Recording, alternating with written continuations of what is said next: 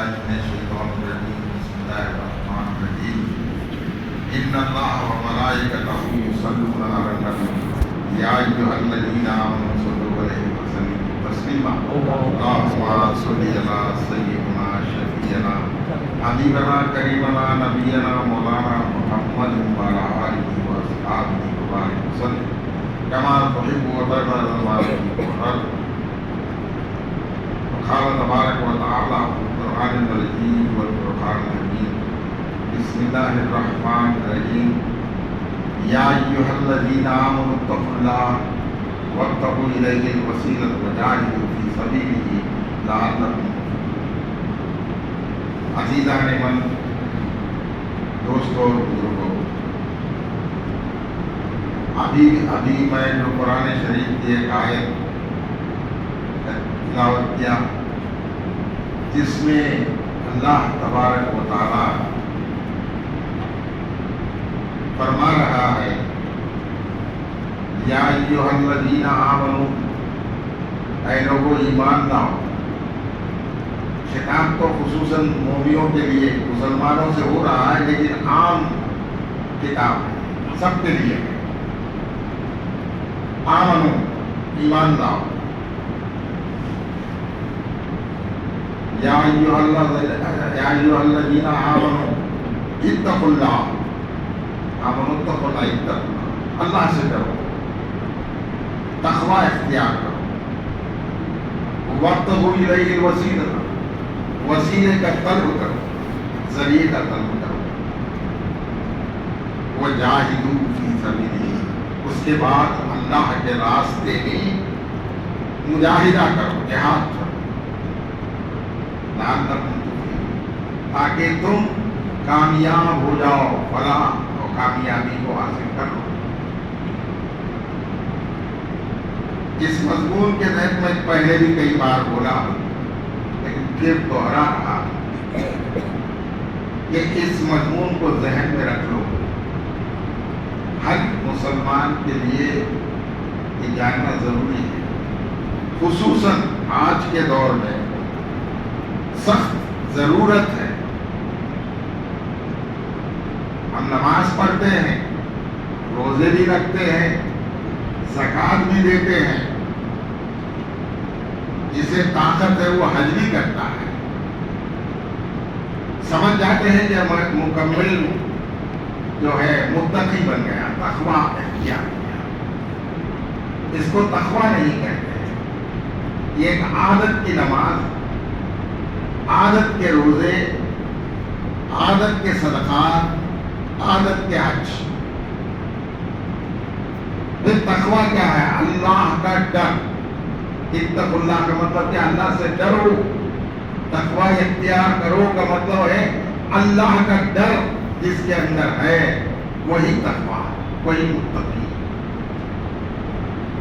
اللہ کا ڈر ہے ہر لمحہ، خالص ڈر زبانی نہیں بلکہ ہر لمحہ اللہ حاضر ہے، اللہ حاضر ہے، میرے سامنے ہے، اللہ ناظر ہے، مجھے دیکھ رہا ہے، اللہ میرے ساتھ ہے۔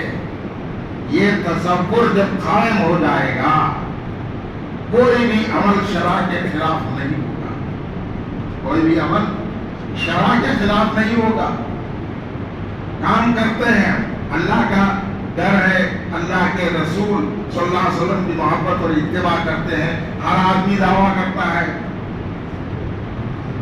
اپنے گریبان میں جھانک کر دیکھو کیا حقیقت میں ہمارے اندر اللہ کا ڈر ہے یا نہیں۔ اللہ کے سامنے حاضر ہونا ہے اور ہم جواب دہ ہیں۔ قیامت کے دن ہمارے ہر عمل کا جواب وہاں دینا ہے، ہر سوال کا جواب دینا ہے۔ یہ تصور نہیں ہے۔ آج کل تو سب دین کے تذکرے ہو رہے ہیں، الحمدللہ۔ میرے بچپن کو اب کو لگ بھگ 50-60 سال میں اتنا فرق آ گیا ہے کہ یہ تو چھوٹی مسجد تھی، یہ چار اتنا ہی تھی، اس میں مصلیاں آنا بڑی مشکل تھی۔ عشاء کی نماز کو آتے بوڑھے آتے 4-5، नेपू महबूब साहब, मोहरम दस्तगीर साहब, ऐसे 4-5 रहते ईशा में, सुबह में तो 2-3 रहते थे। अब अल्हम्दुलिल्लाह कितने नमाजियों से भर जाती है मस्जिद, नमाजियों से भर जाती है मस्जिद, लेकिन डर नहीं। उस वक्त में अल्लाह का डर था, उस वक्त में अल्लाह का डर था। लोग कम थे लेकिन अल्लाह का डर था। अब लोग मस्जिदों में भर जाते हैं, अल्लाह का डर नहीं। यानी एक आदत हो गई है, एक आदत हो गई है अज़ा होते ही नमाज को जाना, आदत की नमाज। ये कभी तसव्वुर नहीं कर सकता है आदमी का। बस तसव्वुर करते हैं क्या? कई बार मैं बोल रहा हूं, जब तक ये तसव्वुर के साथ नमाज ना पढ़ोगे तो अल्लाह का डर नहीं आएगा, अमाल सुधरेंगे नहीं। नीयत पढ़ के आ रहा है, नीयत करके आ रहा है, क्या पढ़ रहा है? इन्नी वज्जहतु वजहिय लिल्लज़ी फतरस समावाति वल अर्द हनीफन वमा अना मिनल मुश्रिकीन। इकरार कर रहा है, मैं मुतवज्जे हो गया जमीन और आसमान के परवरदिगार के साथ, परवरदिगार की तरफ एक सुई के साथ, एक ख्याल के साथ। उसका ख्याल है, बस दूसरा कुछ भी नहीं। हनीफों का मतलब है एक सुई, एक ही ख्याल अल्लाह का, जो आलमों का रब है, आलमों को पैदा करने वाला है। ऐसी शख्सियत के सामने मैं उसी एक परवरदिगार के ख्याल को लेकर अल्लाह की तरफ मुतवज्जह हुआ हूं और इकरार कर रहा है वमा अना मिनल मुश्रिकीन, बेशक मैं शिर्क करने वालों में से नहीं हूं। अगर ये ख्याल ना आए तो दूसरा ख्याल आएगा तो शिर्क है। अब हम कितने बचेंगे, कितने बचेंगे? हर एक को दूसरा ख्याल आता है। सबसे ज्यादा नमाज में दुनिया के ख्याल आते, तो ये ख्यालात को दूर करना है। डर होना, इत्तकुल्लाह, अल्लाह से डरो। डर क्या है? कि वो अल्लाह रब्बुल इज्जत जो क़यामत का मालिक है, अर्श बरी पर अपने जलाल के साथ बैठा होगा। अंबिया थर्राते होंगे, अंबिया, औलिया तो क्या, अंबिया भी थर्राते होंगे। ऐसा आलम होगा। सबसे दुनिया में सबसे बड़ा इज्तिमा होगा, तो वहां सब हाजिर हो जाएंगे, थर्राते रहेंगे अल्लाह के सामने, जुबान खोल लेंगे। तो अल्लाह बोलेगा, एक वाक़िया बोलकर मैं इस बात याद आया कि एक बुजुर्ग थे जिनकी मज़ार दिल्ली में है, जिनका नाम है अब्दुल्ला मुबारक सुहाग रहमतुल्लाह। क्या नाम है उनका? अब्दुल्ला मुबारक सुहाग रहमतुल्लाह। बड़े आलिम भी थे और सुहाग सिलसिला उनसे शुरू हुआ। तो इसको जो है गलत जो है ख्याल नहीं करना है। तो हजरत अब्दुल्ला सुहाग रहमतुल्लाह अलैह जज्ब की हालत में रहते और जो है नामर्दों के मजलिस में बैठते थे। शाह अब्दुल अजीज साहब मुहद्दिस दहलवी रहमतुल्लाह अलैह, जो शाह वलीउल्लाह मुहद्दिस दहलवी रहमतुल्लाह अलैह के साहिबजादे हैं, और ये शाह वलीउल्लाह मुहद्दिस दहलवी रहमतुल्लाह अलैह की ऐसी शख्सियत है कि अल्लाह ताला ये 300 साल में उनसे बढ़कर कोई शख्सियत नहीं है। हर पहलू पर अल्लाह ताला उनको उमूर रखा, सियासत पर, दीनियात पर, तसव्वुफ पर, ज्योग्राफी पर, एस्ट्रोनॉमी पर, हर फील्ड में, मेडिसिन पर, फिक़ह, हर चीज पर किताब लिखे। वही मॉडल है। और हिंदुस्तान में जब अंग्रेजों का मुसल्लत था, जो अंग्रेज थे, उनके खिलाफ उनको बाहर ढकेलेंगे, अगर ना ढकेलेंगे तो यहाँ दीन को तबाह कर देंगे लोग। تو تحریک کو شروع کرنے والے شاہ ولی اللہ ہیں، پہلی تحریک، لیکن جو ہے اپنے خلفاء کو تیار کیا، اپنے خلفاء کو تیار کیا، عالم اور دنیاوی لحاظ سے بھی علم، اس کے ساتھ جہاد کا جذبہ، جہاد کا جذبہ، یہ ولی اللہ تحریک کو حضرت عبدالعزیز صاحب محدث دہلوی رحمۃ اللہ علیہ ان کے صاحبزادے نے اس کو کنٹینیو کیا اور ایک جلیل القدر مجاہد کو بنایا جس کا نام ہے سید احمد شفیع بریلوی رحمۃ اللہ علیہ۔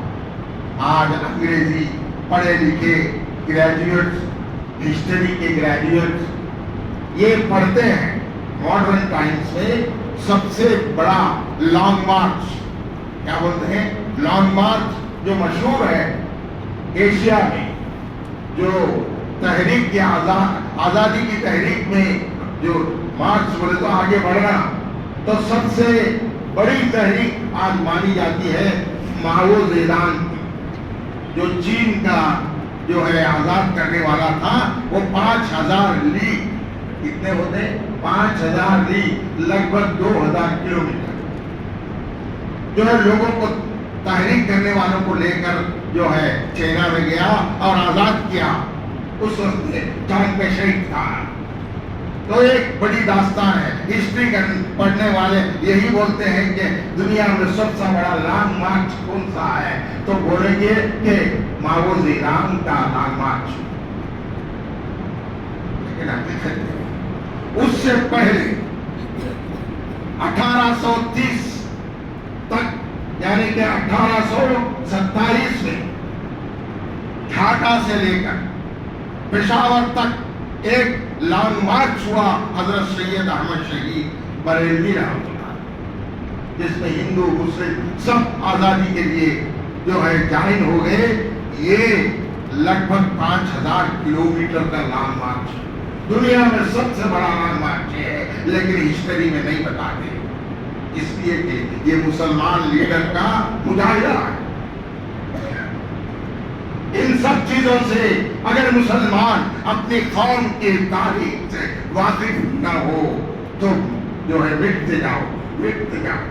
یہ قوم کو مٹانے کے تحریکوں میں سے ایک منصوبہ یہ ہے اس کے ماضی کو مٹا، کیا ہے اس کے ماضی کو تو جو گزرا ہوا ہے، بھوتکالم، تیلگو میں کیا بولتے ہیں بھوتکالم، past, when you annihilate the past of one tribe or one community, one civilization, one جو ہے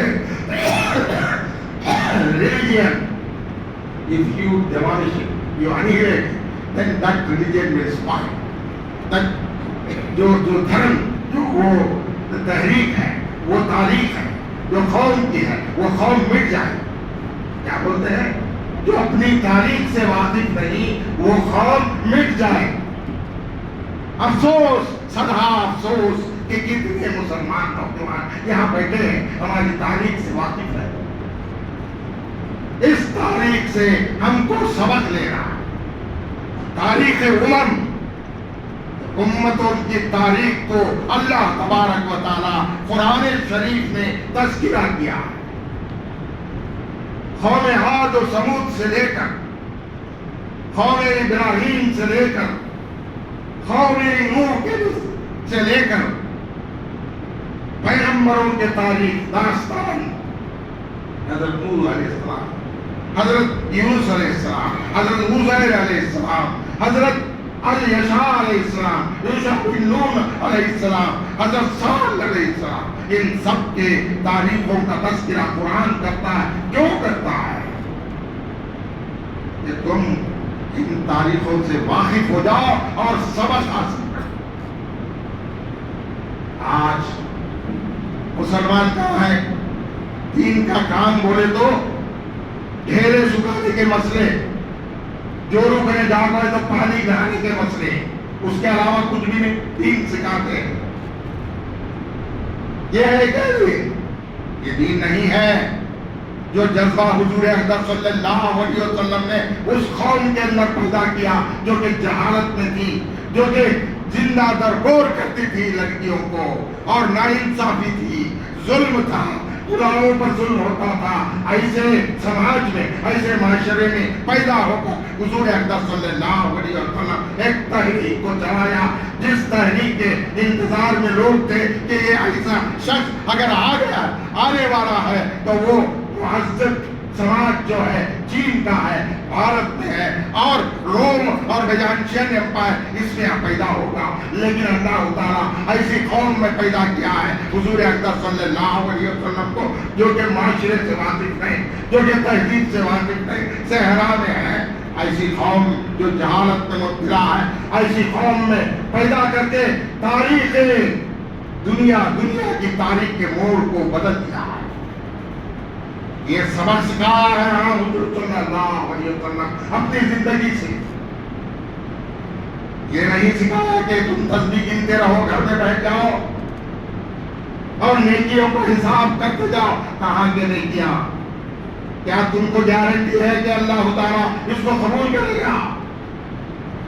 اتنا بڑا عمل کرنے کے باوجود حضور اقدس صلی اللہ علیہ وسلم کے صحابہ ڈرتے تھے اللہ سے، حالانکہ اللہ تعالیٰ اعلان کیا رضی اللہ عنہ ورضوا عنہ، میں ان سے راضی ہو گیا، وہ مجھ سے راضی ہو گیا، یہ اعلان کر دیا، اب راضی ہو گئے ہیں تو جنتی ہے، لیکن ڈرتے تھے، اللہ سے ڈرتے تھے، گڑ گڑاتے تھے۔ جلیل القدر صحابہ کی تاریخ میں تو مطلب یہ ہے کہ ہم اپنی تاریخ کو بھلا دیا ہے۔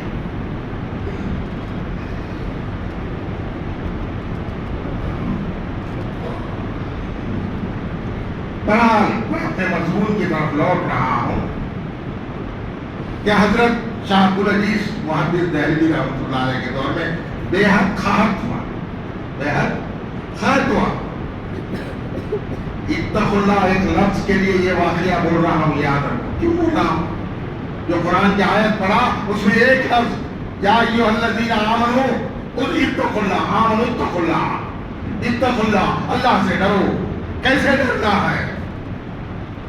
تو حضرت شاہ عبدالعزیز صاحب رحمۃ اللہ علیہ کے دور میں قحط، شاہ عبدالعزیز صاحب محدث دہلوی رحمۃ اللہ علیہ کو پوری دنیا جانتی تھی کہ یہ عالم ہے، اس دور کے بڑے محدث ہیں، بعد کے جتنے محدثین بھی نکلے ہیں ان کے شاگردوں میں سے۔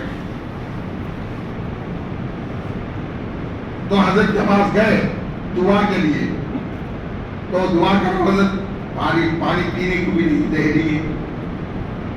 تو حضرت بولے کہ جاؤ وہاں فلاں بستی میں ایک بزرگ ہے، زنانہ لباس پہنے ہیں، لوگوں سے چھپنے کے لیے، ایسا نہیں کہ غلط ہے، لوگوں سے چھپنے کے لیے، اگر میں اس حالت میں رہوں تو لوگ میرے پاس نہیں آئیں گے، تو وہاں جا کر ان سے کہو کہ میں درخواست کرتا ہوں، اگر وہ دعا کرے ہاتھ اٹھا کر فوراً بارش ہو، وہ مستجاب الدعوات ہے اس دور کا۔ تو وہاں گئے، بولے تو حضرت شاہ عبدالعزیز صاحب رحمۃ اللہ علیہ نے ایسا کہا، سلام سنایا ان کا، ارے وہ جاؤ، میری حالت دیکھو، میری دعا کا تو اللہ قبول کرتا کہ میں پلید ہوں، وہ جانتے نہیں، ہمارے حضرت بولے ہی دعا کرنا۔ اچھا چلو کل حضرت نظام الدین اولیاء رحمۃ اللہ علیہ کے مرکز پر جا کر ہم جو ہے وہاں سوا خوانی کرتے ہیں، اس وقت میں تم یاد دلاؤں گے۔ تو وہاں گئے، یاد دلائے، تو ہاتھ اٹھا کر دعا کرے، اے باری تعالیٰ اس سرزمین کے اندر شاہ عبدالعزیز صاحب جیسے محدث زندہ ہیں، اس سرزمین پر ہے، ان کے وسیلے سے میں دعا کرتا ہوں کہ بارش ہو جائے۔ دو چیزیں، ایک تو بزرگ کا احترام، حالانکہ وہ ان کے پاس بھیجے، لیکن بھیجنے والے کے بارے میں اللہ سے وسیلہ بناتے ہیں۔ کیا ہے؟ وسیلہ بناتے ہیں، یہ بزرگ ہیں، ان کے وسیلے سے میں دعا کرتا ہوں، تو میری دعا قبول کر لے، بارش برسا، موسمدار بارش ہو گئی، قحط دور ہوا۔ تو علماء کرام جو تھے بولے کہ حضرت ایسی شخصیت آپ علم دین کو بھی حاصل کیے کر چکے ہیں. یہ حال کیا ہے؟ چلو نماز پڑھو، نماز فرض ہے. تو میرے حال میں تم مجھے چھوڑ دو. تو نہیں، ایسا نہیں ہو سکتا، آپ نماز پڑھو. ان کو جبرن وضو کرائے اور جبرن لا کر آخر میں کھڑا کر دیے جماعت. جیسے نماز ہو گئی، جب دیکھتے ہیں تو یہ باہر ہے، پورا جسم کا رونگٹا رونگٹا خون بہ رہا. تو میں نے پوچھا حضرت یہ کیا حال ہے؟ میں اسی لیے بولا کہ میرا جسم پورا حیض کی حالت میں ہے. کیا حیض میں نماز جائز ہے؟ میں جب بھی نماز کے لیے کھڑا ہوتا ہوں، الحمدللہ رب العالمین الرحمن الرحیم مالک یوم الدین جب کہتا ہوں تو میرے سامنے وہ مالک یوم الدین میرے سامنے ہو جاتا ہے اور پوچھتا ہے لمن الملک اليوم، للہ واحد القہار. وہ پوچھتا ہے جیسا قرآن نے کہا کہ بولو کہ آج کس کی حکومت چلے گی؟ تو سب بولیں گے بھائی ایک زبان تھراتے ہوئے کامتے ہوئے بولیں گے کہ للہ واحد القہار، واحد القہار تو ہے، تیری ہی حکومت چلے گی. تو وہ منظر میرے سامنے آتا ہے، وہ ڈر سے میرا جسم پھٹ جاتا ہے. یہ ہے تقویٰ، یہ ہے اتقوا اللہ، یہ ہے تقویٰ. وسیلہ یہ ہے کہ حالانکہ شاہ عبدالعزیز صاحب محدث دہلوی رحمۃ اللہ علیہ کا مقام اونچا تھا، لیکن انہوں نے عبداللہ مبارک سہاگ کے پاس دعا کے لیے گئے تو عبداللہ مبارک سہاگ بھی جو ہے کیا ہے مستجاب الدعوات، وہ مستجاب الدعوات وہ ولی اللہ کو کہتے ہیں جس کی دعا رد نہیں ہوتی.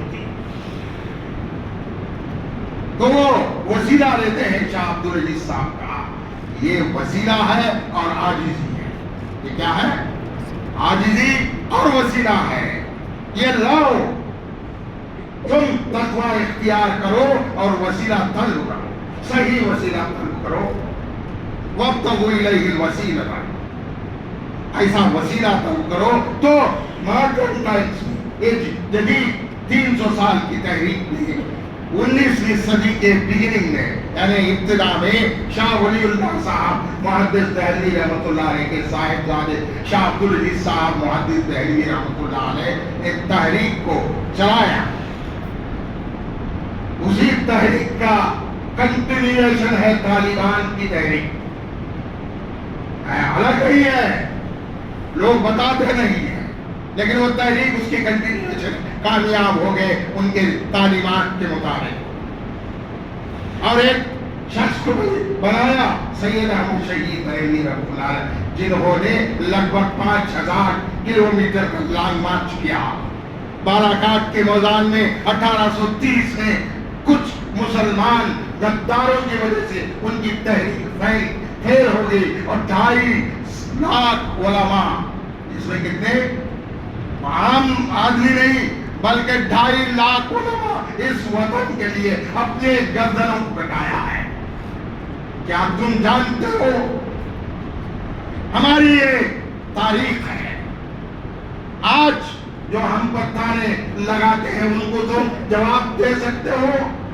جب تک کہ تم اپنی تاریخ سے واقف نہیں ہو تو جواب نہیں دے سکتے. یہ قربانی ہے ہماری اس ملک کی سرزمین میں. لیکن آج کیا ہے؟ قربانیاں سب ہمارے ہو گئے آزادی کے لیے. کیا ہے؟ شعر بہت اچھا شعر ہے. جب گلوں کو لہو کی ضرورت پڑی، جب گلوں کو لہو کی ضرورت پڑی، سب سے پہلے گردن ہماری ہی کٹی. پھر بھی کہتے ہیں اہل چمن، یہ چمن ہمارا ہے تمہارا ہے. یہ حالت ہے آج. ہماری قربانیاں پہلے ہیں لیکن نظر انداز کیا جا رہا ہے اور اس کا جواب دینے والے نہیں مسلمان. یہ سب جاننا بھی تاریخ کو اور اپنے ایمان کا حصہ ہے. یہ اپنے ایمان کا حصہ ہے. حضور اقدس صلی اللہ علیہ وسلم نے ایسے صحابہ کو تیار کیا، ایسے صحابہ کو تیار کیا.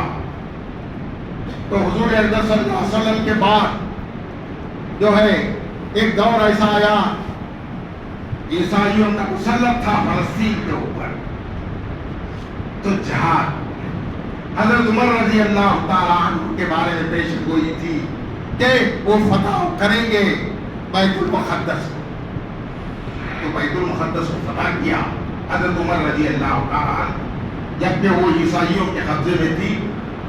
اور روایتوں میں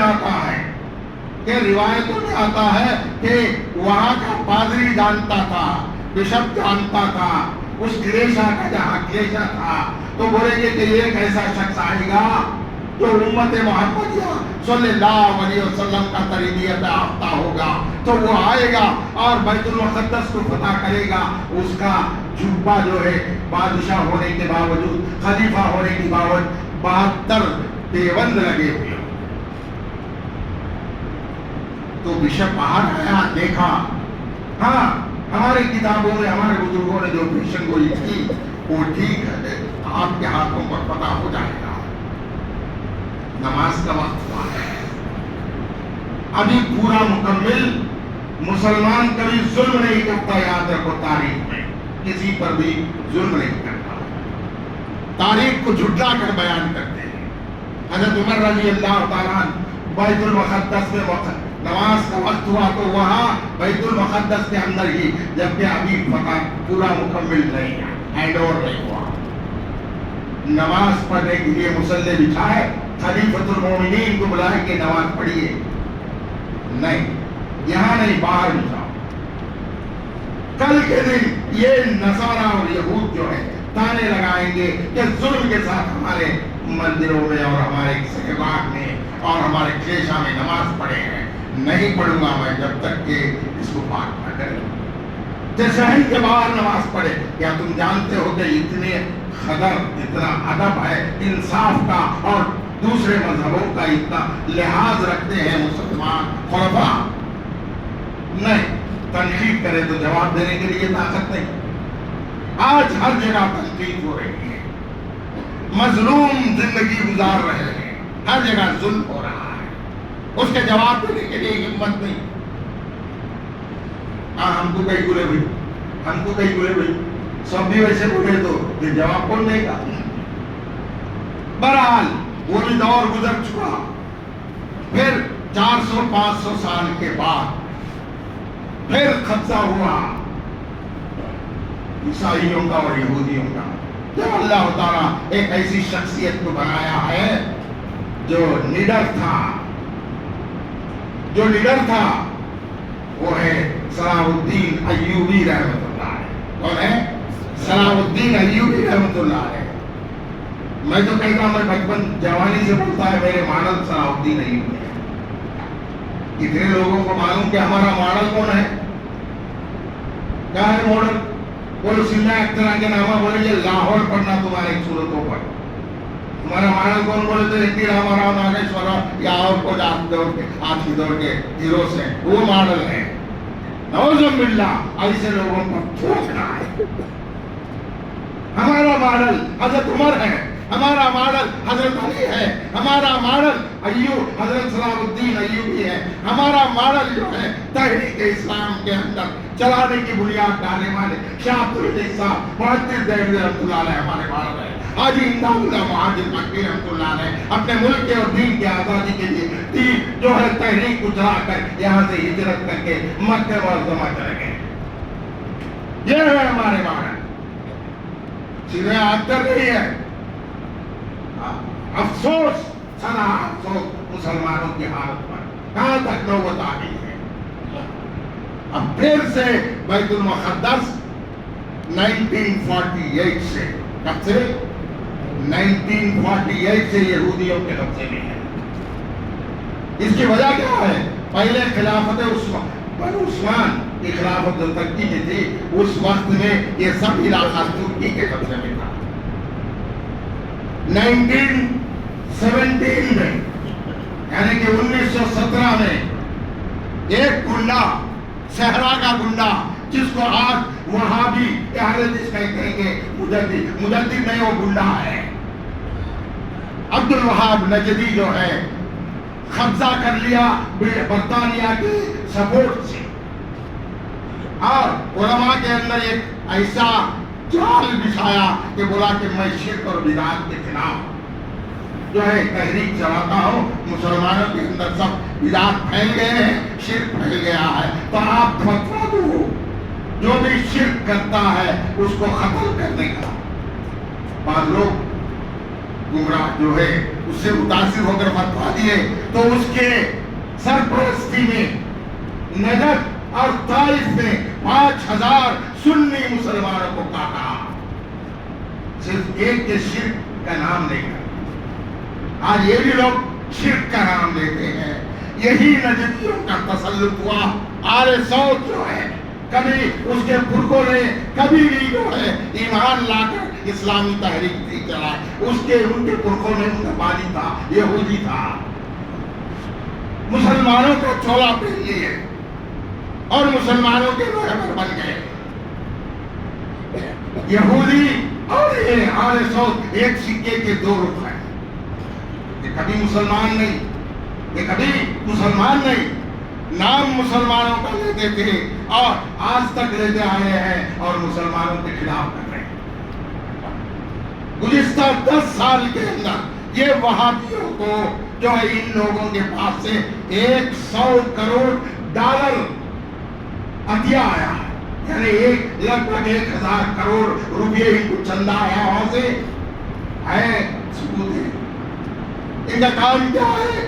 دین کے نام سے شرک اور بدعت کو مٹانے کے نام پر مسلمانوں میں پھوٹ ڈالو, مسلمانوں میں پھوٹ ڈالو. وہ خود لڑنے لگے. اتنی تحریک چلتی ہے ہندوستان کے اندر. حسن خان بھوپالی تو پہلا شروع کیا, پیسہ خوب آتا تھا. آپ کو بولے تو اچرج ہو جائیں گے کہ برٹش والوں کا یہ ایک منصوبہ تھا. تو حسن خان کو جو ہے مولوی حسن خان بھوپالی بیگم بھوپالی سے نکاح کرایا. معلوم ہے آپ کو, یہ تو غریب مولوی تھا. بیگم بھوپالی جو کہ بیگم تھی بھوپال کی جو ہے, تو اس کی حکومت اس کے ہاتھ میں تھی, تو اس سے نکاح کرایا اور اس کے پیسے سے مسلمانوں کو کاٹنے کا کام شروع کر دیا. جو مسلمانوں کا دشمن ہے تم کو چندہ دیتا ہے, وہ کئی کو دیتا ہے, کئی کو دیتا ہے, کچھ دیتا کیا نہ دے سکتے. جا کے جو دشمنان اسلام جو ہے حاکم بن کر بیٹھے کیا اسلام کے لیے وہ چندہ دیں گے کیا؟ ایسا ایسا کھا لیتے ہیں, ملو ذرا سے گھرا ڈال دیتے ہیں. شرم آنا ہے مسلمانوں کو, اپنی تاریخ سے واقف نہیں. 1923 میں آل سعود کی حکومت قائم ہوئی تو ایک ادارہ فتووں کا دینی نام سے عبداللہ بن باز کے خاندان سے. عبداللہ بن باز اس کا رشتہ دار, وہ بھی ایک گنڈا تھا. لاکھوں, ہزاروں نہیں لاکھوں سنیوں کو کاٹے ہیں لوگ. اب مجدد ان کی تحریک شرک اور بدعت کے خلاف جو تحریک کا پروپیگنڈا کری ہے, وہ پروپیگنڈے سے متاثر ہو کر پہلی بار سید احمد شہید بریلوی نے کہا کہ مجدد غلط فہمی میں, بعد میں توبہ کی بات کو رجوع کر دی. تو ان کو مجدد ماننے والا کوئی بھی مسلمان نہیں ہو سکتا میرے مطلب. اس لیے کہ سنیوں کو کیا کہا ہے, سنی کا دعویٰ کرنے والوں یہ جانو کہ یہ لوگ جو ہے لاکھوں سنیوں کو کاٹے ہیں. تحریک نہیں بولتے. سعودی میں گئے تو بولتے کیا, فوراً جیل میں لاؤ کو شوٹ کر, اس لیے کوئی منہ ہلاتا نہیں. اب وہاں سے جو آتے ہیں ان کا اثر لے کر آتے ہیں. سعودی میں ایسا نہیں بھی, سعودی میں ڈانس بھی کرتا ہے رے بادشاہ, یہود و نصارہ کے لنگے عورتوں کے ساتھ ڈانس کرتا ہے. تو سعودی میں ایسا نہیں, ایسا ہے تو کر مسجدوں کے سامنے آ کر لنگے عورتوں کو لے کر ڈانس کر. کوئی دین ہے؟ شرم آنا ہے.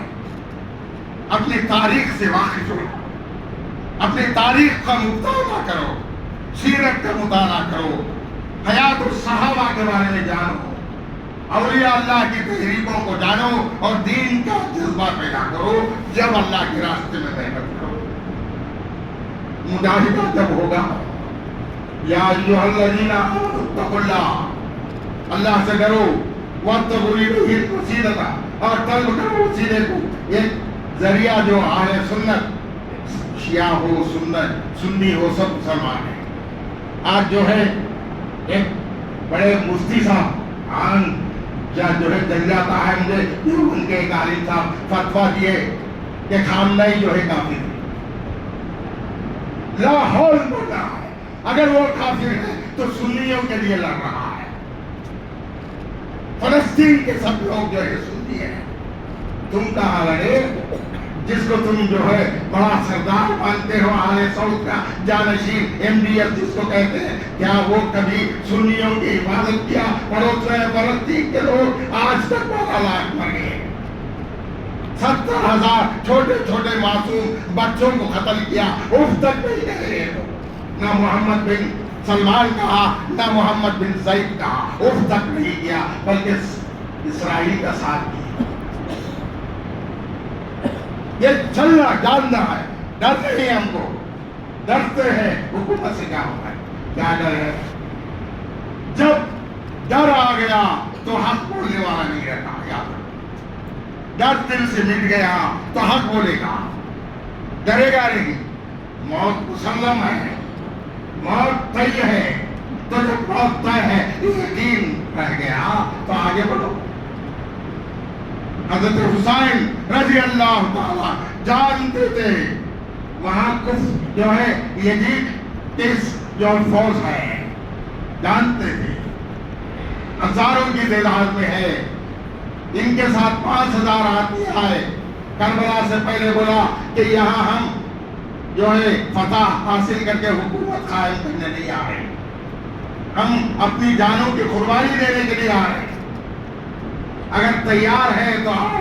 5,000 में से सिर्फ अपने कुंबे के 72 अशखास बचे थे। जानते थे कि गर्दन कटाना है, मौत सामने है, डर नहीं, डरने वाले सब चले गए और हजरत हुसैन अपने कुंबे के साथ 72 अशखास की कुर्बानी दिया करबला की मैदान में। हुजूर सल्लल्लाहु अलैहि वसल्लम की मोहब्बत क्या दावा करते हो, ईमान का दावा करते हो तो बोलो कि कितने लोग हैं हजरत हुसैन के जैसा कत्ल होने के लिए। वीर माउना का वाक़या देखो, सीरत में वीर माउना का वाक़या पढ़ते ना, ये तबलीगी हजरात जो है पढ़ते रहते, शर्म आ रहा है, पढ़ते हैं सबक लेते नहीं।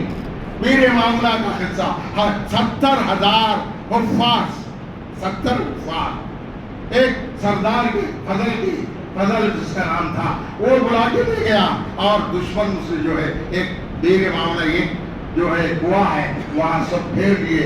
एक दो सहाबी बाहर गए थे ये ऊँटियां चराने के लिए, सबको ढूंढ लिया और शहीद कर दिया पूरी जमात को, जिसमें इस्लाम के पहले दौर के 70 हुफ्फाज और फुक़ाहा हैं। तो सबको जो शहीद कर दिए।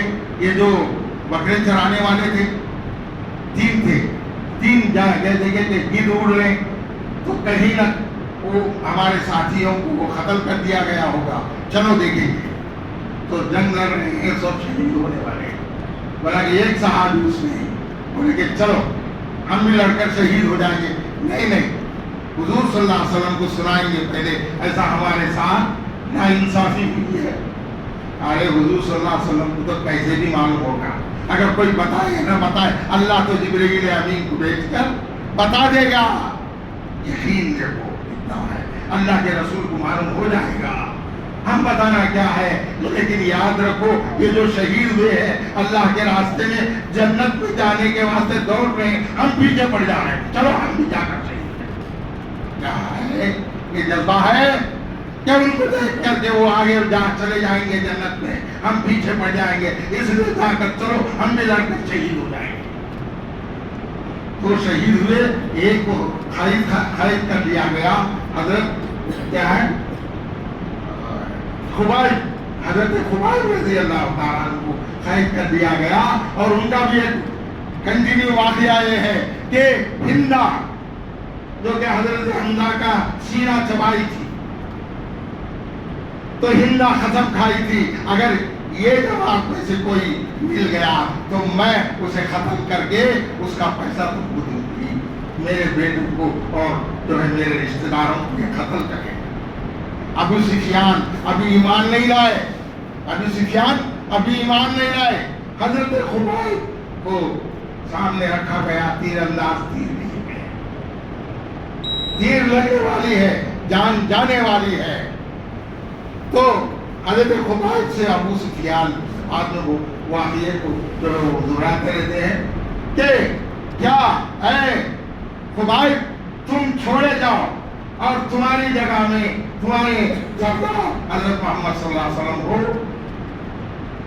جوش ایمانی پرجوش جوش مارنے لگا، بولا کہ یہ بدبخت تو سن لے، میرے بدلے میرے آقا میرے جو ہے جو جگہ میں ہو، یہ تو کنار اگر میرے آقا کے پیر میں ایک کانٹا چبھے، ایک کانٹا چبھے اور اس کے جو درد ہوتا ہے اس درد کو دفاع کرنے کے لیے میرے کنبے کو قربان دینے کا موقع آ گیا تو میں میرے پورے کنبے کو قربان دینے کو ترجیح کر دوں گا، میرے آقا کے پیر میں ذرا برابر بھی درد ہونے نہیں کرتا۔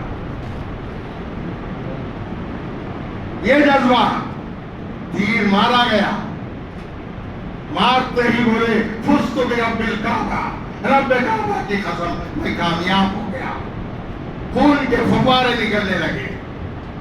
ابو سفیان بولتے ہیں کہ وہ کیا کامیابی ہے، میں عجب دیکھا، کسی کو تیر مارنے کے لیے موت سامنے ہے تو خون خشک ہو جاتا ہے، لیکن ان کا خون اتنا بہا کہ مجھے یقین ہو گیا کہ ان کو موت کا ڈر نہیں، ان کو موت کا ڈر نہیں۔ حضور اقدس صلی اللہ علیہ وسلم صحابہ کے ساتھ بیٹھے ہوئے سلام سناتے ہیں، حضرت خبیب السلام علیکم یا رسول اللہ صلی اللہ علیہ وسلم، آخر سلام تو حضور صلی اللہ علیہ وسلم بیٹھ کر بولتے ہیں وعلیکم السلام یا خبیب، سلام پہنچ گیا، علم ہو گیا، یہ یقین تھا۔ کیا یہ یقین ہے؟ اگر نہیں ہے تو مسلمانوں پر جو ظلم ہو رہا ہے وہ مٹے گا نہیں۔ جب تک موت کا ڈر، جب تک پیسے کا ڈر، جب تک عہدے کا ڈر، جب تک عزت کا ڈر، جب تک حکومت کا ڈر ہمارے اندر سے نہ نکلے، تم جو ہے ذلت کی زندگی گزارو۔ اللہ تعالیٰ ہم سب کو، امت مسلمہ کو خصوصاً ہندوستان کے اندر اور عام طور پر پورے اسلام کے اندر جو پریشان حال ہیں ان کے پریشانی کو دور فرما، ان کو آزاد فرما، اے اللہ دین پر استقامت عطا فرما، حضور صلی اللہ علیہ وسلم کی سچی محبت اور اتباع عطا فرما۔ اقول قولی ھذا واستغفر اللہ